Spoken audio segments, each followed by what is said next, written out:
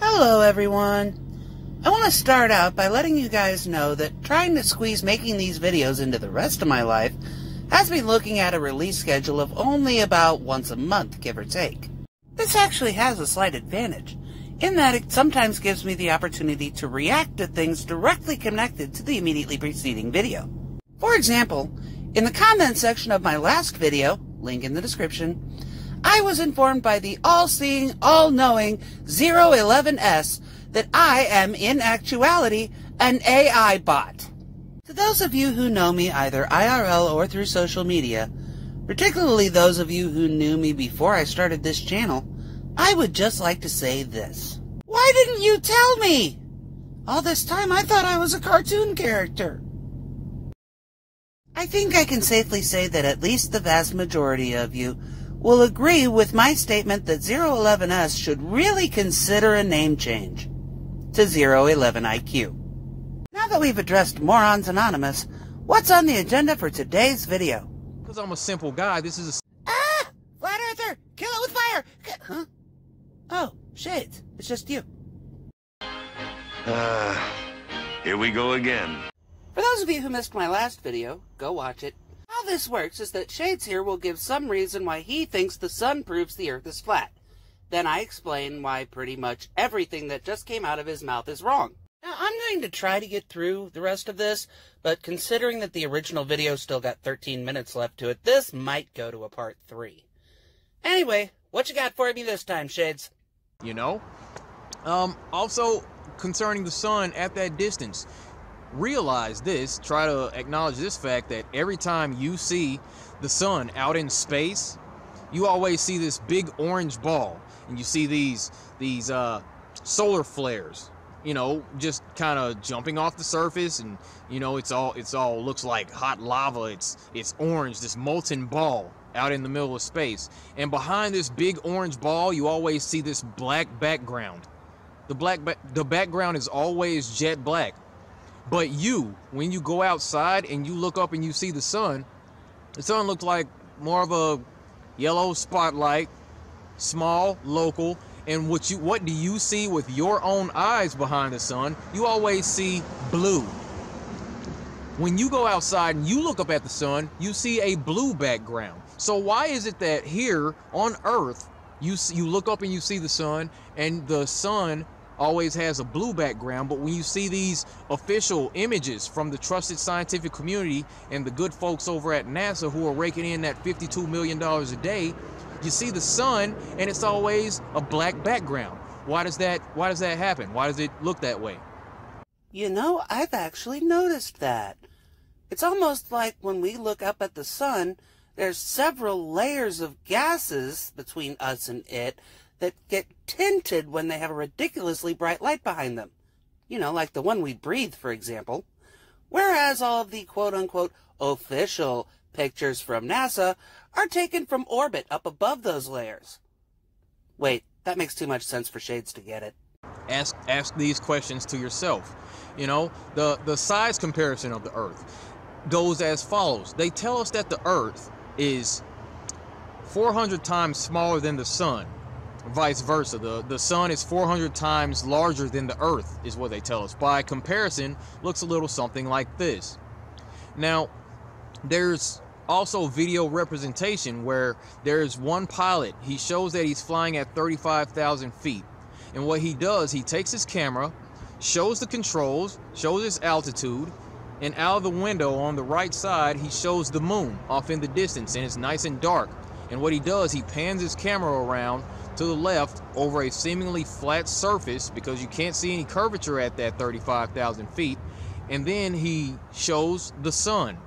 And the sun in this video looks small, looks local, it looks like it's sitting right above the clouds. You know, but there's also another video from a pilot where he shows the controls at 38,000 feet.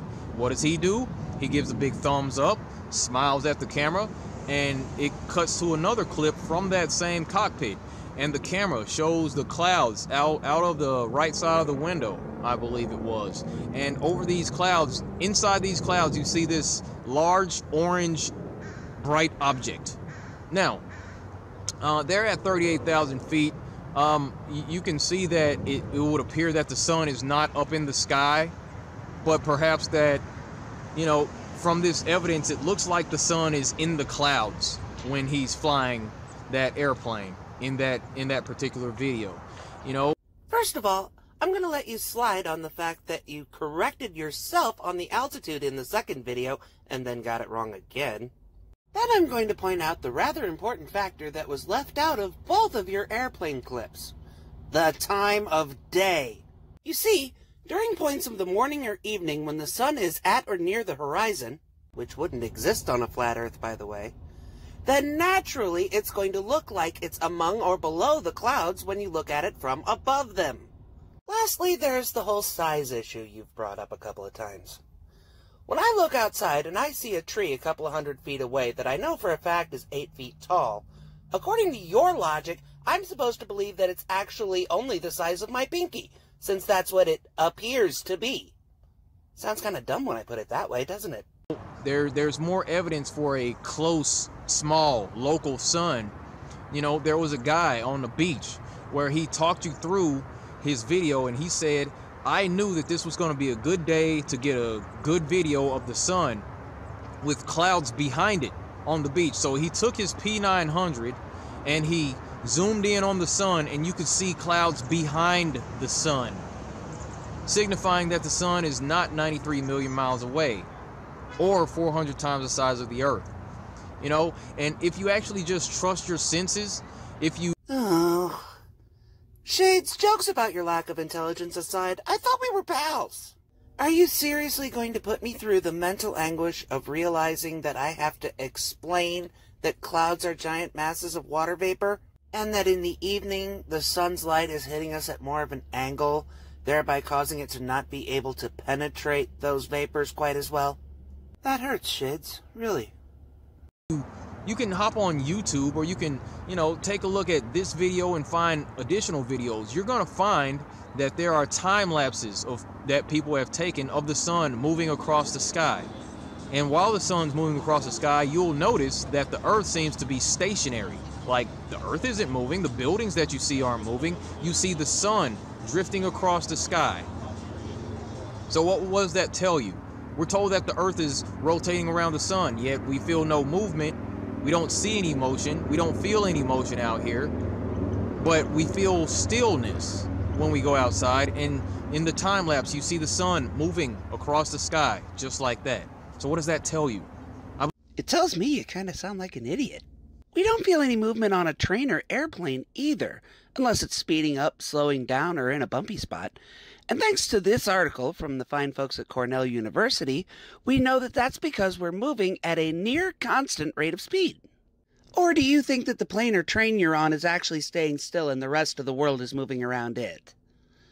Actually, given some of the stuff in this video, you might. I believe that tells you to trust your senses. And what does your senses tell you? Your senses tell you that the sun is the thing that's moving and that the Earth is flat and stationary. But you heard him. Always trust your highly flawed, easily deceived senses, because everyone knows that optical illusions, simulated sounds, and artificial flavors and scents don't actually exist in the real world. Wait, what was that? They all do? Well, that changes things a little, doesn't it? let's go on. Now, I was thinking to myself the other day, doubtful at best, since you've yet to demonstrate the capacity for thought. Concerning the sun, that in our graphical images, say Google Earth, things like that, we're shown the Earth and the sun is off in the distance and it lights up half of the globe, right? I mean, we can agree on the fact that the sun lights up exactly half of the globe, because that's what we're told by the heliocentric enthusiasts and the trusted scientific community. At any given time, the sun is lighting up half of the globe, correct? Okay.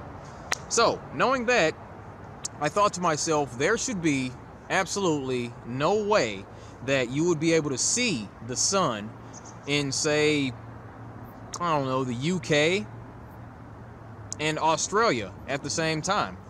Now I'm in Tacoma, so I can't really, you know, do any sort of visual footage like that by myself. You know, and I thought to myself, you shouldn't be able to see the sun from those two locations at the same time, because at some point the sun's going to be behind the curvature of the earth, right? So I thought to myself, you've made a few friends over the last couple of months. Last 4 or 5 months or so. I've made some friends across this flat plain.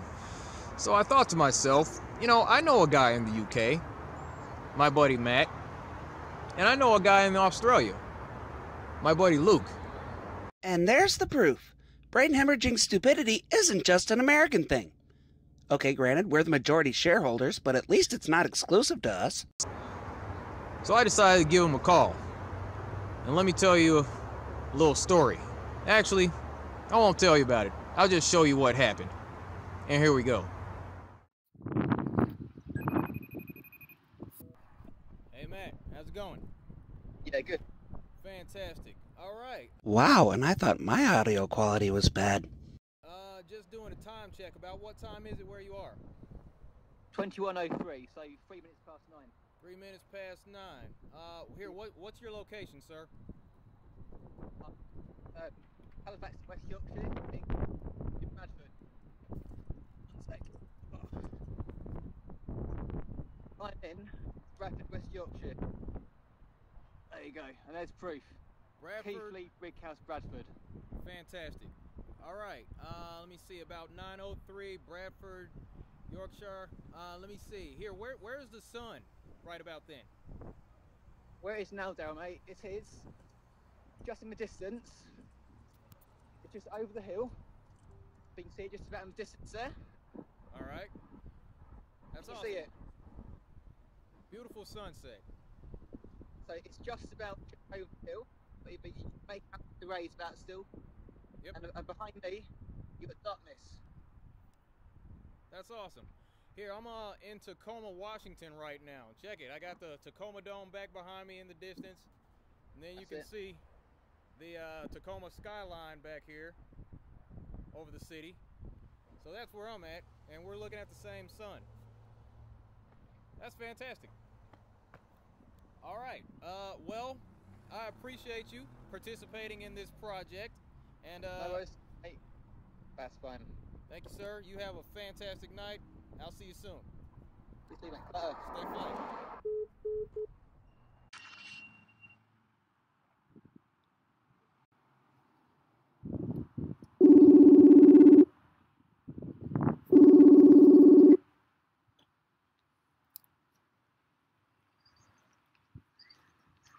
My man Luke, how's it going? Yep. Fantastic, sir. Here, about what time is it? Well, my audio quality still sucks, but yours is much better now. Almost as much as this is. It's 6:06 a.m. 6:06 a.m. And what's your location, sir? I am in a small town called Biloela in central Queensland, Australia. I'm standing outside the Callide Valley Lions Park, the corner of the Dawson Highway and Cooper Street. Awesome. That's fantastic. All right, so that's the time, location, and you can see the sun out there. It's about sunrise. I'm in a bit of a valley, but the sun's just coming up over to from memory, I think it's about northeast, about 60 degrees. That's just off the top of my head, but All good. All right. Sounds good. I am currently in Tacoma, Washington. Got the sun right above my head right here, as you can see. I got the Tacoma skyline in my background over here, as you can see also, and the world famous Tacoma Dome in the distance. So that's my location. So yeah, man, I'd like to thank you for your participation in this project. I'll talk to you a little bit later, buddy. no worries. Notice the nice shadow on the moon up there behind me also. Oh, you got the moon too. That's sick. Yeah. Awesome. All right, take care. All Talk right, soon. Luke. Stay flat. You too. Yes, sir. Always. All right. Later. Did anyone else get the impression that the Australian took the whole stay flat thing as sort of a joke? Kind of like the rest of us? So you were able to see right there in that video that the sun was visible from the west coast of the UK in Yorkshire, England. You were able to see that the sun was rising on the east coast of Queensland, Australia. I saw the sun light in both locations, but I don't know about anyone else, but I couldn't make out the sun itself in either one. Kind of like how you see the glow from a car's headlights coming over a hill before you see the actual car. On a personal note, Shades, it wouldn't really bother me that you think you're right when you're not if you weren't so smug about it. You were able to see that the sun was above my head here in Tacoma at 1:03 in the afternoon. I think there's a lot of stuff that's over your head 24/7, Shades. Now I want to ask you, do you believe that's possible on a globe? I mean, the sun should have been hidden behind the curvature on one of these places, right? It shouldn't have been visible in all three places at the same time. But it was. No, it wasn't, you phenomenal twit. We just went over that. Pay attention. So what does that tell you? Well, ladies and gentlemen, boys and girls, children of all ages, I'm a simple guy. This is a... And we're done, finally. One of you fine folks sent me a link to another one of Shades' videos, but I don't want to just pick on one guy when there's so much stupid out there. Also, since this video is going up somewhere in mid to late December, it was suggested that I do something for the holidays, but I have to be honest with you guys. This is as festive as I get, folks. So, until 2020, stay sane, everybody. Smoochies! If you like what I do, but want to see somebody do it way better, be sure to check out Sir Sick, the Social Inequality Crusader. Links in the description below.